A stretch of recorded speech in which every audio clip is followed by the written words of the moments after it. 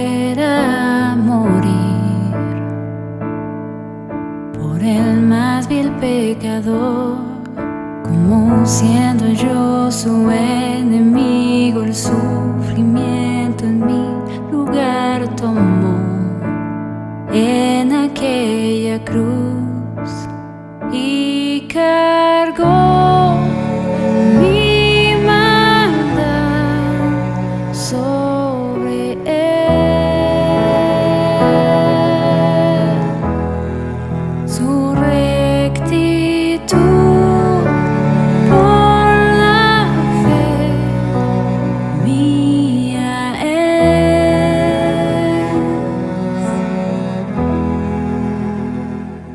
Aleluya, glorioso intercambio, oh cuán gran misterio, que por gracia salvo soy.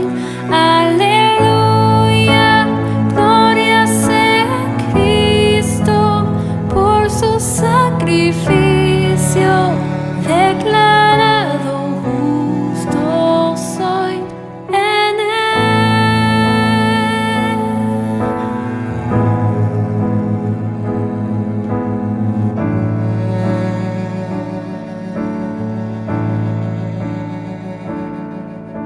¿Cómo es posible que en Jesús como a su Hijo Él me recibió?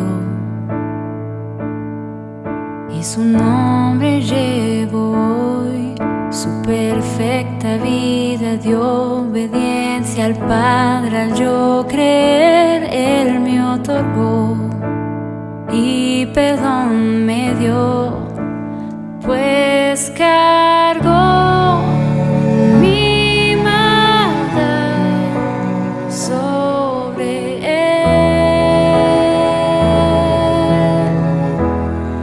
Su rectitud por la fe mía es.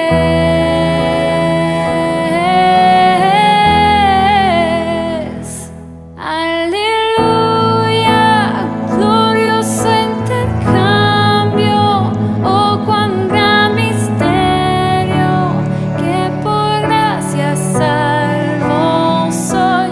Aleluya, gloria sea Cristo, por su sacrificio, declarado justo soy. Aleluya, glorioso intercambio, oh cuán gran misterio, que por gracia salvo soy. Aleluya, gloria sea Cristo, por su sacrificio, declarado justo soy en él.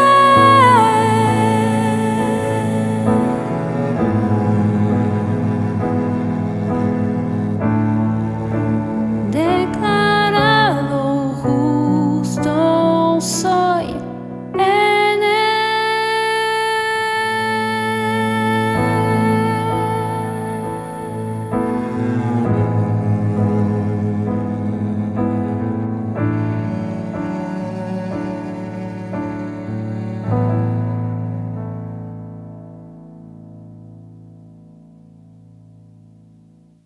Buenos días, mis amados hermanos y hermanas. Para mí es un privilegio estar aquí con ustedes en esta ocasión, celebrando que nuestro Señor Jesús resucitó.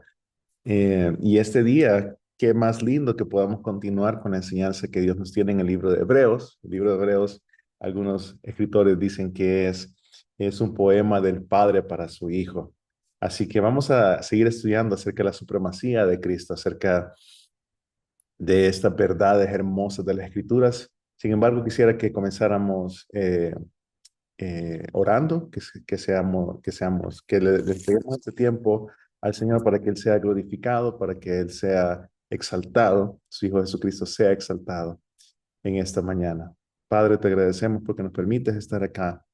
Gracias por esta transmisión, Señor, por esta sesión que podemos tener para profundizar acerca del estudio del libro de Hebreos, Señor. acerca de la supremacía de Cristo, cómo Cristo es superior a los ángeles, Señor. Celebramos en este día de que tú resucitaste a tu Hijo y que tu Hijo pagó nuestro pecado en la cruz. Gracias, Señor. Gracias, Cristo, por haber muerto por nosotros en nuestro lugar en la cruz, pagando una deuda que nosotros jamás hubiésemos podido pagar y así otorgándonos por medio de la fe la salvación y una vida eterna contigo. Te bendecimos, te adoramos y te glorificamos, porque solamente tú eres Rey. Rey sobre todo, soberano sobre todo, Señor de señores. A ti sea la gloria por los siglos de los siglos. Amén.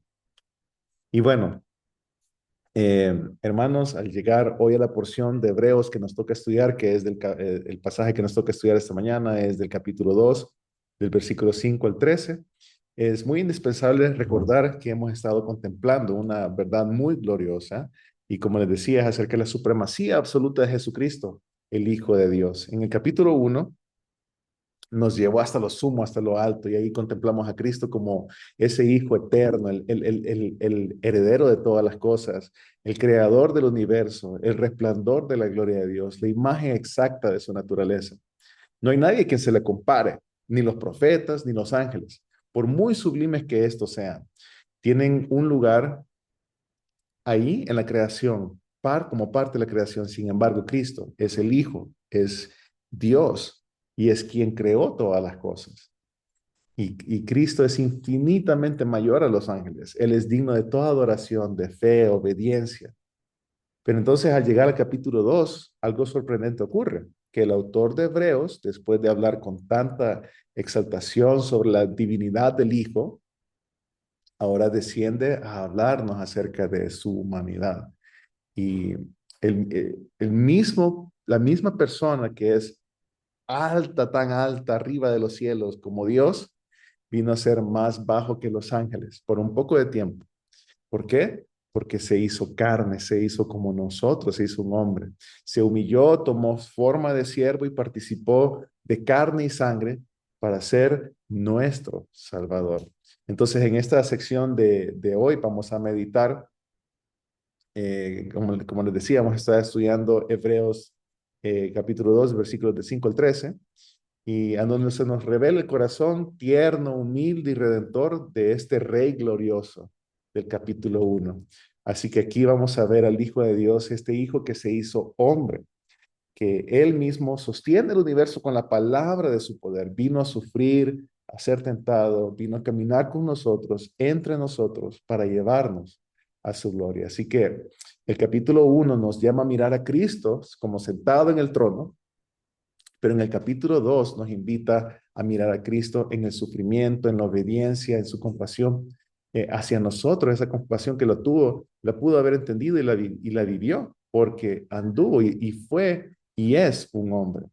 Entonces, esto no es una contradicción para nada, sino que es un misterio glorioso que el Evangelio nos revela, ¿sí? Que el exaltado se humilló y el humillado ha sido exaltado por siempre.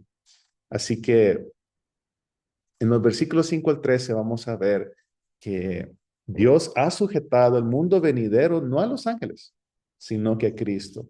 El Hijo se hizo hombre para identificarse con nosotros y entonces morir por nosotros y llevarnos a la gloria, porque en su estatus de Dios Él no pudo haber muerto, ¿sí? Pero por eso se hace hombre, entonces Él puede morir por nosotros.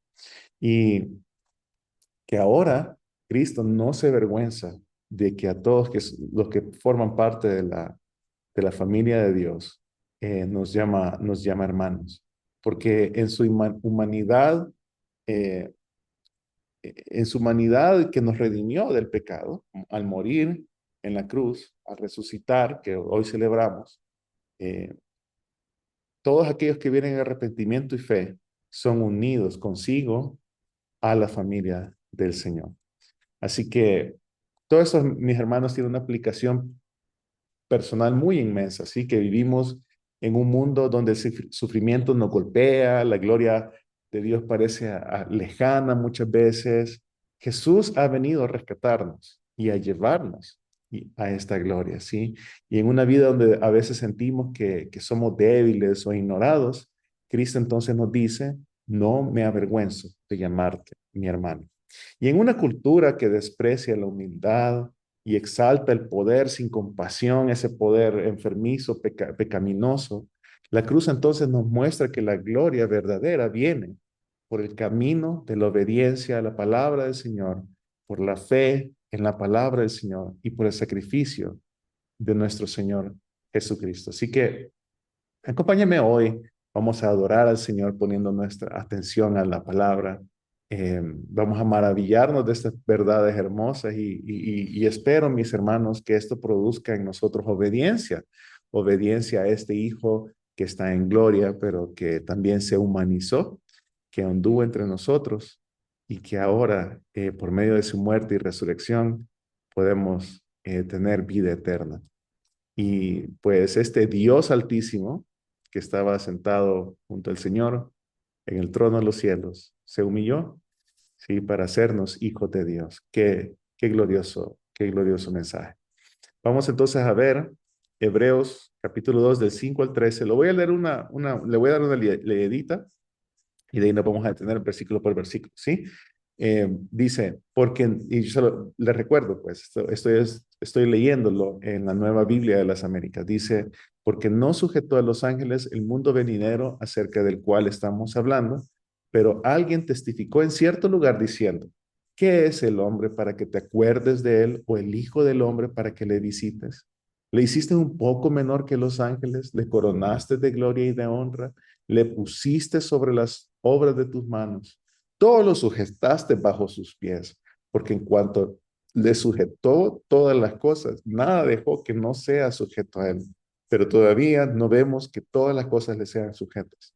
Pero vemos a aquel que fue hecho un poco menor que los ángeles, a Jesús, coronado de gloria y de honra, a causa del padecimiento de la muerte, que por la gracia de Dios gustase la muerte por todos, porque convenía a aquel por cuya causa son todas las cosas y por quien todas las cosas subsisten, que habiendo de llevar muchos hijos a la gloria, perfeccionasen por aflicciones al autor de la salvación de ellos. Porque Él santifica y los que son santificados de uno son todos. Por lo cual no se avergüenza de llamarlos hermanos, diciendo, anunciaré a mis hermanos tu nombre, en medio de la congregación te alabaré. Y otra vez yo confiaré en él, y de nuevo he aquí, yo y los hijos que me dio. Qué glorioso pasaje, qué adecuado para lo que estamos celebrando en esta semana, lo que estuvimos celebrando en esta semana y lo que celebramos en este día de resurrección. Y qué precioso regalo que el Señor nos ha dado, que envió a su Hijo unigénito para venir al mundo, humillarse, vivir la vida que nos toca vivir a nosotros, vivió la vida perfecta porque la vivió sin pecado, murió por nuestros pecados, ofreciéndose a sí mismo en sacrificio en la cruz, pagando una deuda que a nosotros nos tocaba pagar realmente. Sin embargo, Él la pagó porque una deuda que no podíamos pagar ante Dios, ¿sí? Demostrando Dios ser santo, completamente santo, que no tolera el pecado, y completamente justo, porque hizo justicia. Hubo pago por el pecado, porque la ley decía que la paga del pecado es la muerte. Y era a nosotros los que nos tocaba morir eternamente. Sin embargo, Él lo pagó, pagó ese precio con su propia vida. Y entonces, así como Él resucitó, nos da la esperanza que nosotros algún día vamos a resucitar. Vamos a resucitar juntamente con Él, siendo Él el primero que resucitó entre todos sus hermanos. Así que, mis hermanos, vamos a leer el versículo 5 del capítulo 2, que dice, porque no sujetó a los ángeles el mundo venidero, acerca del cual estamos hablando. Y es que Dios nunca le dio a los ángeles el tipo de dominio que originalmente le fue dado al hombre sobre la tierra. A los ángeles no tienen dominio sobre este mundo ni sobre el venidero. Acuérdense que venimos de una comparativa contra los ángeles, ¿sí? Miren lo que dice Génesis 1:26 al 28, dice, entonces dijo Dios, hagamos al hombre a nuestra imagen, conforme a nuestra semejanza, y señoree en los peces del mar, en las aves del cielo, en las bestias, en toda la tierra y en todo animal que se arrastra sobre la tierra. Y creó Dios al hombre a su imagen, y a la imagen de Dios lo creó, varón y hembra los creó, y los bendijo Dios. Y les dijo, fructificad y multiplicaos, llenad la tierra y sojuzgarla y señoread en los peces del mar, en las aves de los cielos y en todas las bestias que se mueven en la tierra. ¿Sí? Pero analicemos un poquito las palabras que están aquí. Dice el versículo, porque no sujetó a los ángeles. Entonces, ese por qué en este versículo confirma la afirmación que hizo anteriormente en los versículos 2 al 3, que el nuevo pacto fue anunciado por alguien que es superior a aquellos que comunicaron el mensaje en el antiguo pacto, es decir, los ángeles, ¿sí? Y aquí, si tradujésemos el griego, el original, pone un énfasis así como, algo así como, no a los ángeles ha sometido el mundo venidero, ¿sí? Entonces, como ven, está haciendo la comparativa, el autor trae este mismo lenguaje de comparación, ¿sí? En donde está comparando a Cristo con los ángeles, demostrando obviamente que Cristo es superior a los ángeles. ¿Por qué es necesaria esta comparación? Les recuerdo que el libro está escrito para aquellos judíos que se habían convertido al cristianismo del judaísmo, ¿sí? Entonces, ellos tenían en alta estima a los ángeles, tenían en alta estima a los ángeles porque se entiende pues que los ángeles fueron aquellos que llevaron el mensaje de Dios para entregar el antiguo pacto. Entonces los tenían en mucha alta estima porque Dios hablaba a través de los ángeles. Eran sus, como la palabra lo dice, son sus mensajeros. Entonces, pero dice, no le sometió a ellos el mundo o el mundo venidero acerca del cual estamos hablando, dice. Entonces, pero ¿cuál es ese mundo? Ese mundo, el mundo, obviamente, el término es la tierra habitada y hace referencia y corresponde, obviamente, a la tierra que viene y prometida, así como se lo prometió y lo vamos a ver un poquito más adelante esto va a ser crucial también de entender, en el libro de Hebreos, tanto en el final del capítulo 2 como al inicio del capítulo 3, en donde se habla acerca de esta generación que cayó en el desierto, sí, que cayó por la pecaminosidad de ser incrédulos. Entonces, al pueblo de Israel se le había sido prometida una tierra de descanso que iba a ser el Canaán, ¿sí?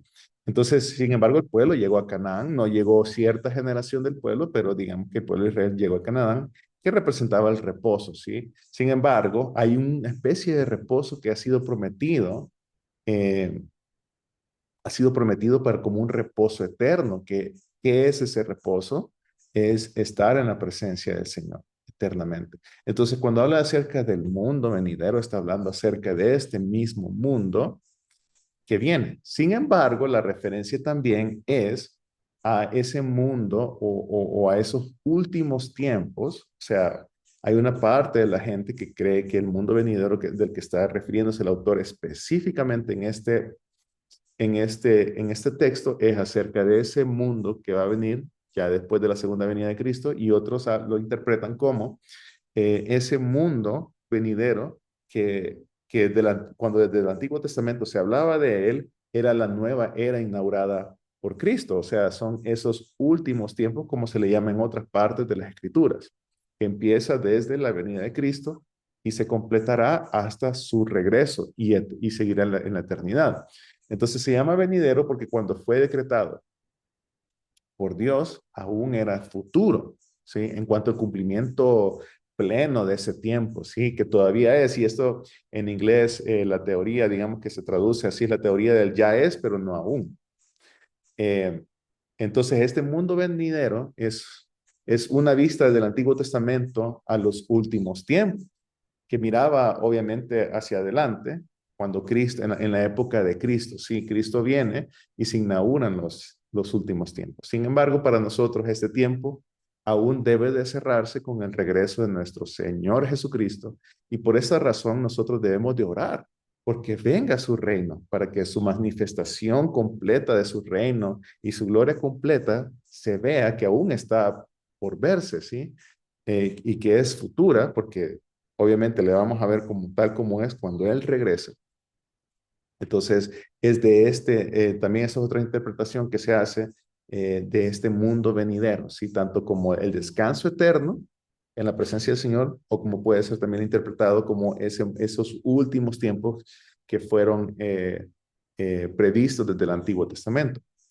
Pero la verdad, mis hermanos, independientemente sea en ese mundo que va a venir después de la segunda venida de Cristo o estos últimos tiempos que fueron inaugurados desde la primera venida de Cristo, la verdad es, mis hermanos, y cómo esto viene para con nosotros, es de que, mis hermanos, nosotros somos peregrinos dentro de este mundo. No pertenecemos a este mundo actual, sino que ya por fe vivimos en un mundo que ha de venir, ¿sí? Como una realidad que debe de existir en nuestro interior, porque, o sea, por eso se nos invita tantas veces en las escrituras a no poner nuestras miradas en las cosas de aquí abajo, sino a poner las cosas, en la mirada en las cosas de arriba, porque los verdaderos tesoros están ahí arriba. Todo el esfuerzo, todo lo que trabajamos aquí en esta vida para poder hacer cosas, comprar cosas, todas esas cosas, obras se van a quemar, mis hermanos.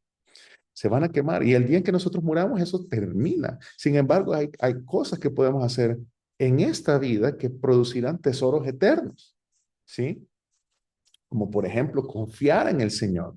Demostrará fe, la fe que va a ser recompensada con una vida eterna con el Señor. Entonces, hoy nosotros podemos, por ejemplo, experimentar la paz de Dios, el gozo, por ejemplo, que solamente Cristo nos puede dar, porque dice que mi paz te dejo, mi paz os doy, y no la doy como el mundo la da. ¿Sí? Entonces, solamente Cristo nos puede dar ese gozo que lo podemos empezar a disfrutar hoy en nuestras vidas. Esa esperanza de una vida que está más allá de la muerte, quitando ese miedo a la muerte. ¿Sí? Pero también debemos de tomar en cuenta, sin embargo, que esta gloria aún también ha de consumarse, ha de verse físicamente en el retorno de nuestro Señor Jesucristo. Así que por eso es que el versículo dice, porque no sujetó a los ángeles del mundo venidero, o sea, no se lo sujetó a ellos, sino que al hombre que vino, Cristo, acerca del cual estamos hablando. Versículo 6 dice, pero alguien testificó en cierto lugar, dice, diciendo, ¿qué es el hombre para que te acuerdes de él o el hijo del hombre para que lo visites? ¿Sí? Eh, ¿Y dónde viene? Es una referencia obviamente a un salmo, ¿sí? En Salmos 8, de 5 al 7, que dice, y este salmo alaba a Dios por exaltar al hombre sobre toda la creación, o sea, dándole este señorío que le dio en Génesis, ¿sí? Que leímos hace unos minutos. Dice Salmos 8:4, digo, ¿qué es el hombre para que tengas de él memoria y el hijo del hombre para que lo visites? Lo has hecho un poco menor que los ángeles y lo coronaste de gloria y de honra. Le hiciste señorear sobre las obras de tus manos, todo lo pusiste bajo sus pies, ovejas y bueyes y todo ello y asimismo las bestias del campo. Entonces, cuando leemos este salmo, nos preguntamos, ¿realmente está hablando acerca del hombre o está hablando acerca del Hijo del Hombre? Que es un título que Cristo usaba muchas veces para referirse a sí mismo. Entonces, pero recordemos que esta dignidad que tenía el hombre fue perdida por Adán, ¿sí? Pero fue recuperada solamente en Cristo, que es el Hijo del Hombre, que es el representante, digamos, de una raza redimida. Adán es el representante de una raza pecadora, Cristo es el representante de una raza redimida. Así que el escritor de esta carta nos muestra que el mundo venidero fue sometido al hombre, no a los ángeles, o sea, a este hijo del hombre, ¿sí? Y por este juego de palabras entre el hombre y el hijo, pero este juego de palabras entre el hombre y el hijo del hombre, ambos se refieren a la humanidad, ¿sí? Representada por medio de Cristo. El pasaje pregunta, ¿por qué Dios tendría que molestarse en ayudar a la humanidad? Eh, como lo van a demostrar los siguientes versículos en versículos 9 y 10. Pero la encarnación de Cristo es la prueba más grande del amor e interés de Dios por la humanidad. Cristo no fue enviado en la forma de un ángel, sino que fue enviado en la forma de un ser humano. Sin embargo, debemos de recordar que el ser humano es insignificante por sí mismo, y este es el punto. El hombre es insignificante por sí mismo, pero ha sido exaltado por gracia divina, no el hombre, por mérito de Cristo, ¿sí? Por medio de la redención que tuvimos en Cristo. ¿Por qué digo exaltado? Porque un día se nos va a ser llevados, vamos a ser llevados a la gloria. No es que vamos a ser exaltados como Dios, sino que vamos a ser llevados a la gloria divina por medio de la redención que tuvimos en Cristo. Entonces, el autor del Salmo, obviamente, está diciendo que es el hombre para que te recuerdes de él. ¿Sí? Y no somos nadie para que se recuerde. Sin embargo, por amor, Dios movió todo un plan de redención para podernos rescatar. y tener a su pueblo con él, ¿sí? Y entonces demostrar que él es salvación. Versículo 7 dice, le hiciste un poco menor que los ángeles, le coronaste de gloria y honra y le pusiste sobre las obras de tus manos. Vuelvo y repito, que sigue haciendo el punto acerca del Salmo, pero en el capítulo 1, el escritor también de Hebreos demostró con las escrituras la deidad de Jesús y su superioridad sobre los ángeles. Ahora él nos va a demostrar la humanidad de Jesús con las escrituras y aplicará y nos va a enseñar acerca de las implicaciones de lo que esto tiene en nuestras vidas. Y es bíblicamente incorrecto pensar que Jesús solamente, como solamente era Dios o solamente era hombre. Es incorrecto pensar que Él es como 50% Dios o 50% hombre, o cualquier otro porcentaje que se le divida, ¿sí? Es incorrecto pensar también en Él como un hombre por fuera y Dios por dentro. La Biblia dice que Jesús es completamente Dios y es completamente hombre. O sea que ambas naturalezas, tanto humana como divina, existen en una persona que es en Cristo Jesús. Sin embargo, pues en su naturaleza humana, Cristo fue hecho un poco menor que los ángeles, quienes tienen acceso directo a Dios físicamente. Y Jesús, aunque es Señor de los ángeles, porque Él los creó, se hizo inferior en su naturaleza humana al despojarse de esta naturaleza divina cuando estuvo entre nosotros. Miremos lo que dice en Filipenses capítulo 2, versículos 6 al 7. Dice, el cual siendo en forma de Dios, no estimó el ser igual a Dios como a cosa a que aferrarse, sino que se despojó a sí mismo, tomando forma de siervo, hecho semejante a los hombres. Le hiciste un poco menor que los ángeles. Por eso dice, le coronaste de gloria y honra y le pusiste sobre las obras de tu mano. Sin embargo, mis hermanos, Cristo fue, aunque fue hecho menor que los ángeles, así hecho hombre, ¿sí? Fue coronado de gloria y de honra. Y fíjense bien que una de las primeras falsas enseñanzas que se levantó sobre Jesús, o en contra de Jesús en la iglesia primitiva, no era de que él no era Dios, sino de que él no era realmente humano y que solamente parecía ser humano. ¿Sí? Esta herejía fue llamada docetismo, que viene de la palabra griega parecer. ¿Sí? Eso es lo que la raíz de docetismo quiere decir en el griego. Entonces, para recapitular un poco, viene con esta idea el autor de Hebreos, del Salmo 8, ¿sí? Desde el 5, solo Hebreos 2:5 les voy a leer vamos a ver el 7, ¿sí? Porque no sujetó a los ángeles el mundo venidero acerca del cual estamos hablando, pero alguien testificó en cierto lugar diciendo que es el hombre para que te acuerdes de él o el hijo del hombre para que le visites. Sí, el 7 dice, le hiciste un poco menor que los ángeles, le coronaste de honra y gloria, le pusiste sobre las obras de tus manos. Y el 8 dice, todo lo sujetaste bajo sus pies, porque en cuanto le sujetó todas las cosas, nada dejó que no sea sujeto a él, pero todavía no vemos que todas las cosas le sean sujetas. Oigan, aquí estamos con esa teoría de que ya es, pero todavía no. Eh, Primera de Corintios 15:27. Miren lo que dice en las palabras de Pablo para ejemplificar esto, ¿sí? O para validar que realmente están en la misma idea con el autor de Hebreos, ¿sí? Primero de Corintios 15:27. Dice, porque todas las cosas las sujetó debajo de sus pies. Y cuando dice que todas las cosas han sido sujetas a él, claramente se exceptúa a aquel que sujetó a él todas las cosas. Entonces sujetó todas las cosas son todas las cosas, incluye lo celestial, todo lo espiritual y lo terrenal, lo que podemos ver, ¿sí? Y esto resuena con lo que el escritor de Hebreos está diciendo, mis hermanos. Eh, y lo que escribe en los primeros versículos de la carta, ¿sí? Porque habla en los primeros versículos de la carta, en el versículo 2, por ejemplo, del capítulo 1, en estos postreros días, nos ha hablado a través del Hijo, por medio del Hijo, a quien constituyó heredero de todo y por quien asimismo hizo el universo. Y cuando dice que todas las cosas le han sido sujetadas a él, claramente está exceptuando a aquel quien sujetó todas las cosas a él, ¿sí? Que Dios el Padre sujetó todas las cosas a su Hijo, ¿sí? Y nada se dejó sujeto nada dejó que no sea sujeto a Él. O sea, todas las cosas están sujetas a Cristo. Sin embargo, el total de todas las cosas y el total de esa autoridad y de su gloria está aún por verse, ¿sí? Cuando podamos verle así como realmente Él es, cuando Él regrese por segunda vez. Sin embargo, claramente se exceptúa aquí en este pasaje al Padre, quien sujetó todas las cosas a Jesús. ¿Sí?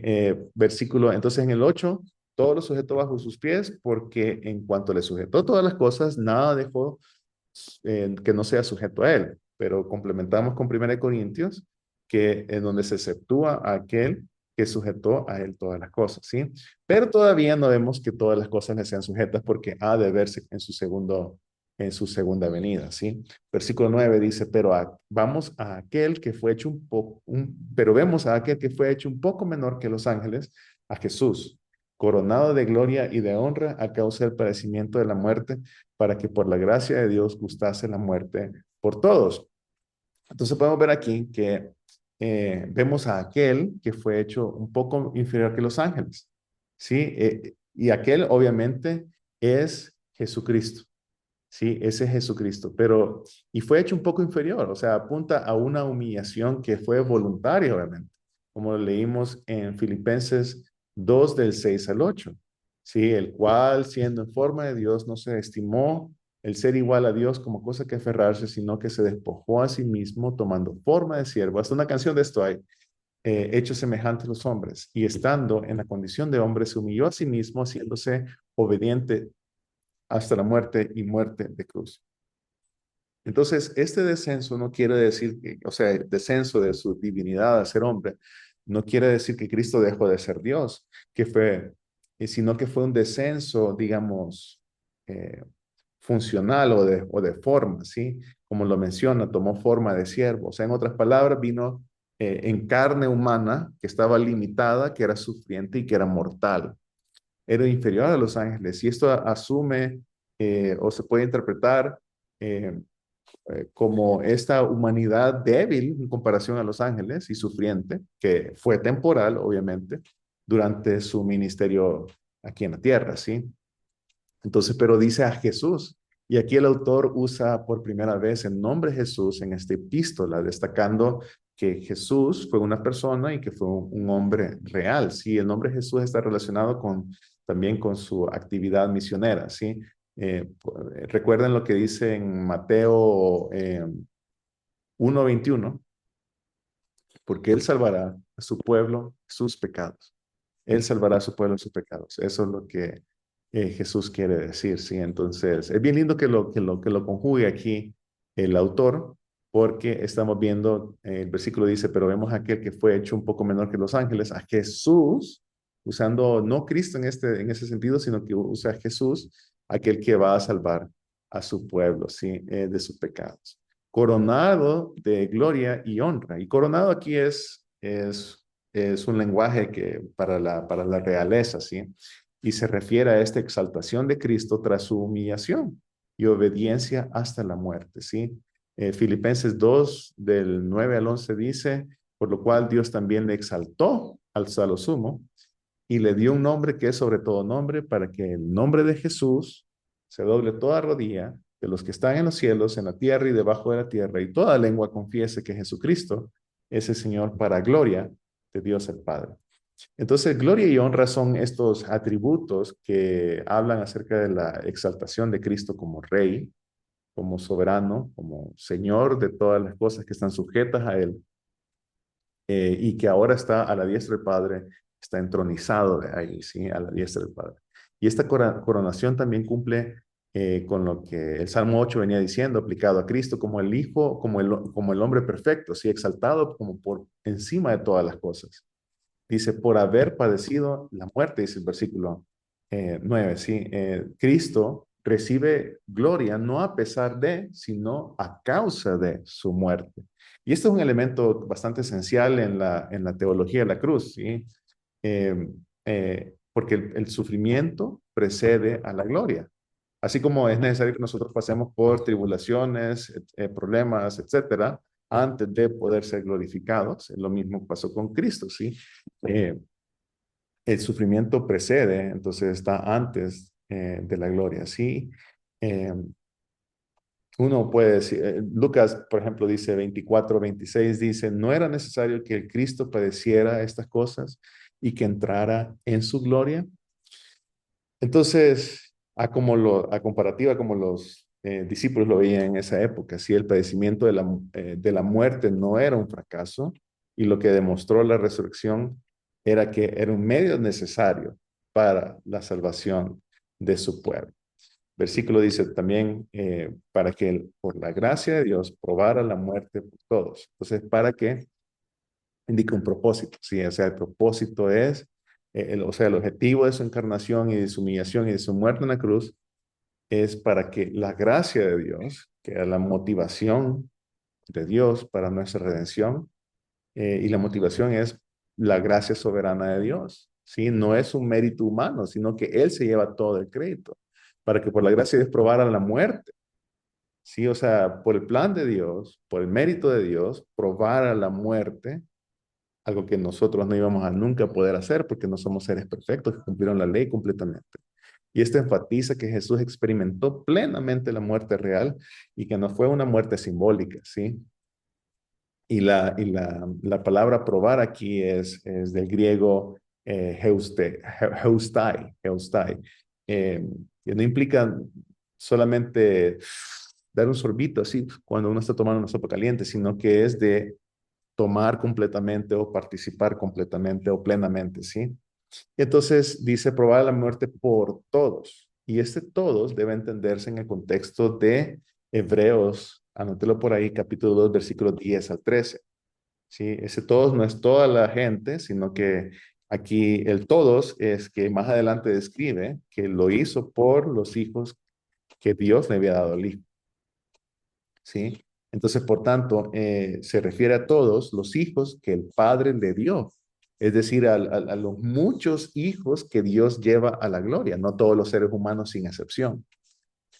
Entonces, ¿qué quiere decir todo esto, mis hermanos? Que Cristo, primeramente, no redimió a los ángeles, sino que redimió a seres humanos, a los humanos, al hombre, sí, a la mujer. Y esto demuestra la profundidad de su encarnación, porque se hizo hombre para ser igual que la raza que estaba perdida, que tenía que redimir. ¿Sí? Entonces, la gloria de Cristo se alcanza por la vía del sufrimiento. ¿Sí? Y así va a ser igual para todos nosotros. Por la vía del sufrimiento vamos a llegar a la gloria. Si lo quiere usted ver en su casa, ahí apunte Romanos 8:17, le invito a que lo lea. ¿Sí? La gracia de Dios es el fundamento de toda redención. ¿Sí? La gracia de Dios es el fundamento de redención. La gracia, no nuestros propios méritos. Es por ese regalo inmerecido, porque fue una obra hecha por Dios a través de su Hijo. Y esta obra no es universal en efecto, sino que es una obra de salvación particular porque Cristo murió eficazmente por lo que el Padre le dio a él. Y para esto hay algunas referencias, ¿sí? Está en Juan capítulo 6, versículos 37 al 39 y Hebreos un poquito más adelante, capítulo 2, versículos 10 al 13. Vamos al versículo 10, ¿sí? Que es lo que prácticamente estábamos hablando. Porque no convenía que por cuya casa son todas las cosas y por quien todas las cosas subsisten, que habiendo llevar muchos hijos a la gloria, o sea, es por estos quienes murió Cristo, por los hijos que iba a llevar a la gloria, perfeccionase por aflicciones al autor de la salvación de ellos. Porque convenía a aquel por quien son todas las cosas, y aunque parezca indigno eh, para el hombre, este plan era perfectamente adecuado a la sabiduría, al amor y a la justicia de Dios, ¿sí? Por eso que dice, porque convenía aquel por quien son todas las cosas, porque está hablando de Cristo, ¿sí? A él, porque convenía que por medio de Cristo se pudiesen llevar muchos hijos a la gloria. Y ese era el propósito eterno de Dios, ¿sí? Cristo no solo salva del pecado, sino que al salvarnos del pecado nos lleva a la gloria de Dios, ¿sí? Porque esa igual es la promesa que vamos a tener al final de los tiempos, que nos llevará a su gloria. Para eso es también en la segunda venida de Cristo, para demostrar que Él era real, que aquellos que lo vieron, creyeron, y no, aunque no lo habían visto, por fe creyeron, sí, en Él, a estos van a ser llevados a una gloria eterna con el Señor. Sí, dice, pero dice, para llevar el propósito, otra vez, llevar muchos hijos a la gloria, a ser perfecto por aflicciones al autor de la salvación. Aquí perfecto no es una perfección moral, sí, sino que es algo legal, digamos un lenguaje legal oficial, o sea, es algo que ha sido consagrado como sacrificio completo. Y por eso es que más adelante en el libro de Hebreos se habla de que Él es nuestro sumo sacerdote. Cristo es nuestro sumo sacerdote y no solamente eso, mis hermanos, sino que es el autor de nuestra salvación. O sea, Él es el capitán, es el líder, quien inicia y quien consuma nuestra salvación, ¿sí? Quien la termina, quien la inicia y quien la termina. Así como, como Josué, no Moisés, llevó al pueblo a la tierra prometida, y esto va a ser clave más para los versículos más adelante. Entonces Josué, no Moisés, llevó el pueblo a la tierra prometida. Jesús entonces nos guía a la herencia celestial. Sí, es el nuevo Adán, es el primer hombre de la nueva creación, ¿sí?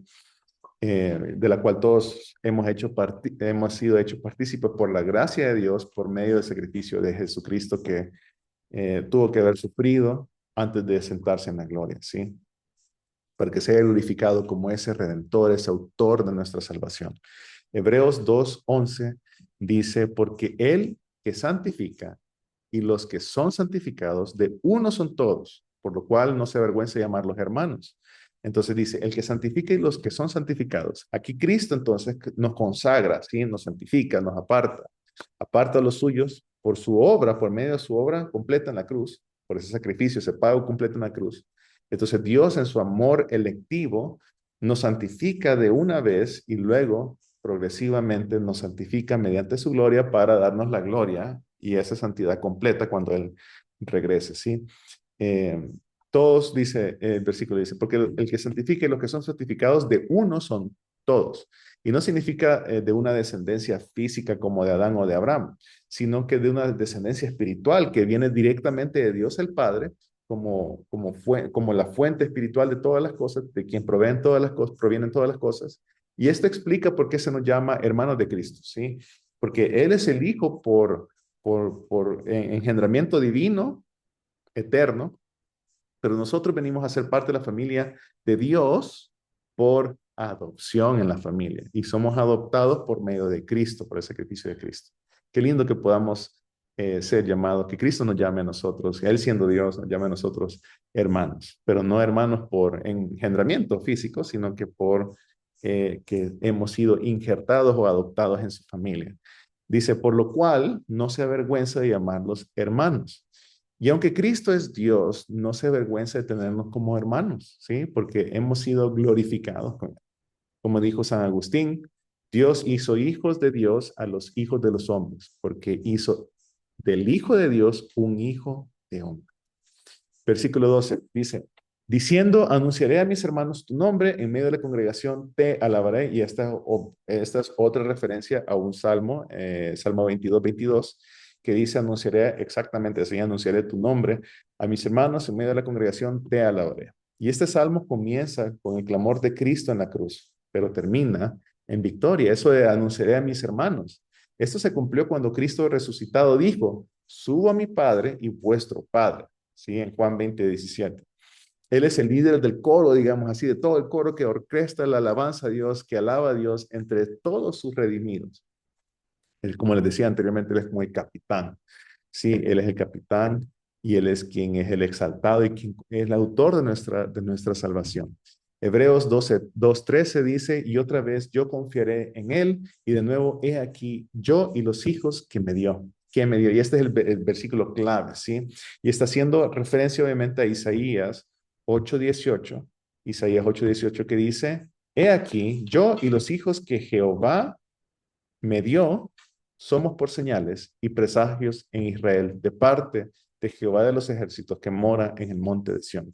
Cristo pone su confianza en Dios como un hijo obediente, ¿sí? Y presenta ante el Padre a todos esos hijos que le fueron dados. Y esto también resuena mucho con algo que dijo en el Evangelio de Juan, ¿sí? En esa oración sacerdotal de Cristo. Entonces dice, eh, Entonces dice el versículo, dice, y otra vez yo confiaré en él, y de nuevo, he aquí, y los hijos que me dio. Entonces Cristo se ha identificado a plenitud con la humanidad, con el hombre, al adoptar nuestra naturaleza humana. Él demostró la realidad de su naturaleza humana con su dependencia total en Dios. Y eso es como nosotros debemos de vivir, dependiendo totalmente de Dios. Y Él dependió así durante su peregrinaje terrenal, que es un ejemplo para nuestro peregrinaje terrenal, el paso de nosotros por esta tierra. Y miren que Isaías ahí en ese versículo que les leí está prefigurando esto en su tiempo, ¿sí? En el tiempo que lo escribió al confiar en Dios en medio de la incredulidad de su generación, ¿sí? Jesús, mis hermanos, es el cumplimiento pleno de esa fe, de esa credulidad a Dios, ¿sí? Eh, Él, tanto Cristo y los hijos que le fueron dados por el Padre, todos debemos de venir a fe a Él. Entonces, mis hermanos, hoy hemos contemplado una de las verdades más maravillosas, gloriosas, conmovedoras del Evangelio. ¿Cuál es esa verdad? Que el Hijo eterno de Dios, eh, vino a ser un verdadero hombre, no solamente para redimirnos del pecado, sino para llevarnos a la gloria. Y aquel que es mayor que los ángeles, el creador, el resplandor de Dios, la imagen exacta de su sustancia, fue hecho un poco eh, menor que los ángeles por un poco de tiempo. ¿Y para qué? Para identificarse con nosotros, sufrir por nosotros y así entonces ser el capitán de nuestra salvación. Él no vino a salvar ángeles, sino que vino a salvar hombres, hombres pecadores, pecadores frágiles.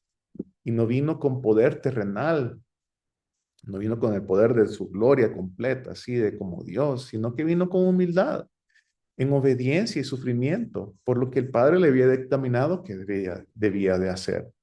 Porque sí convenía, mis hermanos, en el plan perfecto de redención del Padre, que el Salvador fuera perfeccionado en el horno del padecimiento, ¿sí? Para hacernos partícipes de su gloria.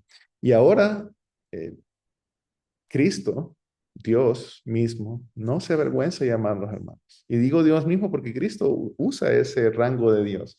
Él es Dios. Sí, Él es Señor sobre todas las cosas. El autor de de nuestra salvación, quien nos creó. Él no se avergüenza de llamarnos hermanos.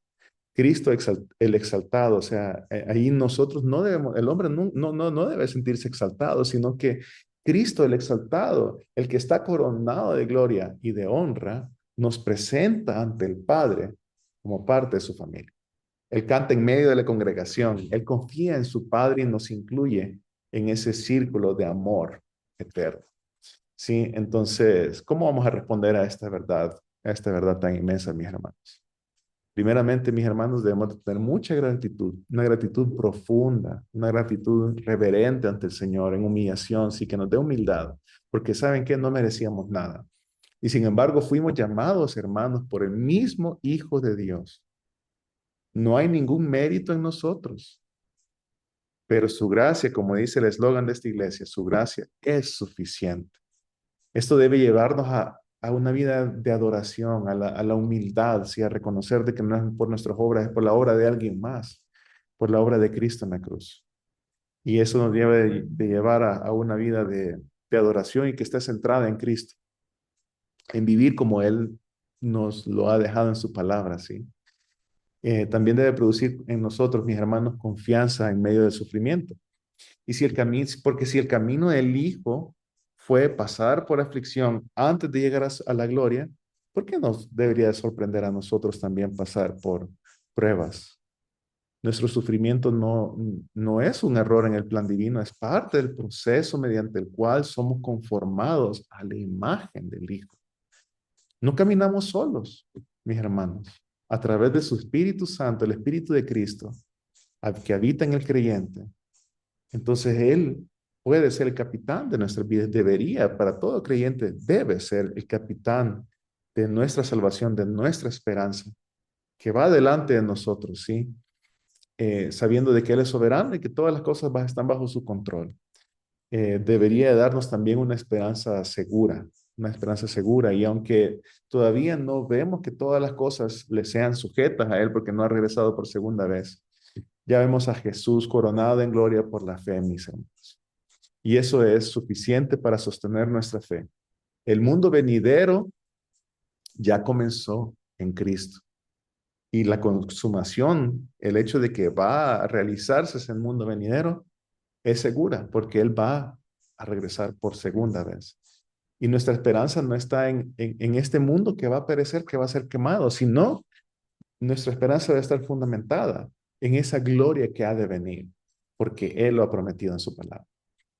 Y también nos debe dar una especie como de consagración, nos debemos de consagrar para el Señor, o sea, apartarnos para el Señor. Y si Cristo nos santifica y nos llama hermanos, ¿por qué no hemos de vivir para Él? ¿Cómo no anhelar la santidad y la obediencia que su palabra demanda? Sí, el hecho de que podamos tomar esas Biblias que tenemos en nuestras casas, en nuestros hogares, de verdad leerlas para tratar de entenderlas, para tratar de aplicarlas en nuestra vida. Y que entonces esa fe demuestre las obras en nuestra vida.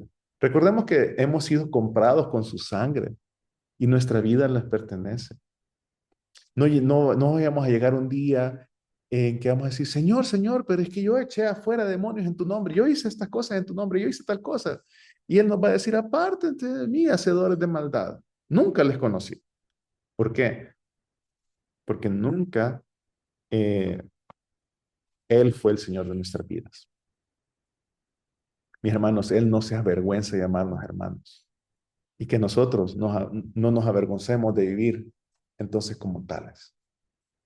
¿Y cómo son los hermanos de Cristo? ¿Cómo vivió Cristo? Vivió en obediencia a la palabra de su Padre, a las instrucciones que su Padre le había dado, de ejecutar ese plan de redención, pasando a través del sufrimiento y después iba a ser coronado en gloria. Pero tenía que pasar por ese sufrimiento y tenía que obedecer la palabra de Dios. Entonces, ¿por qué no habremos de hacerlo nosotros? Querido hermano, hermana, si usted hoy vive cargado de dudas, de culpa, de luchas, les recuerdo que hay un Salvador que sufrió por usted, que murió por usted y que ahora ese Salvador está coronado en gloria y está intercediendo por usted. Así que no confíe en sus propias fuerzas, sino que confíe en Él. Y si aún usted no ha confiado en Jesús, escuche esto. Él probó la muerte por todos los que creen. Hoy puede usted ser parte de la familia de Dios si viene en arrepentimiento de sus pecados y en fe en la obra redentora de Cristo. El Hijo se hizo hombre para llevarnos a la gloria, así que no rechacemos gran salvación. Oremos, mis hermanos. Gracias, Señor, por tu palabra. Gracias, Señor, por que nos permites entender el sacrificio de Cristo Jesús, que murió para podernos llevar a la gloria, Señor, para perdonar nuestros pecados, pero no solamente eso, sino que llevarnos a la gloria es esa gloria que podemos empezar a experimentar por medio de paz, por medio de gozo en esta vida, de que tú estás con nosotros, Señor, y que no nos vas a abandonar y que estarás con nosotros hasta tu regreso y más allá de tu regreso. Señor, te pido por aquellos que aún no han creído en ti, Señor, te pido que seas tú mostrando tu evangelio a sus vidas, que seas tú abriendo los ojos de su entendimiento para que puedan verte, puedan reconocerse como pecadores, Señor, puedan arrepentirse de sus pecados y puedan creer en el perdón que ha sido otorgado por medio de la gracia, por medio de tu gracia, Señor. Te bendecimos, te adoramos y te glorificamos en el nombre de Cristo Jesús. Amén.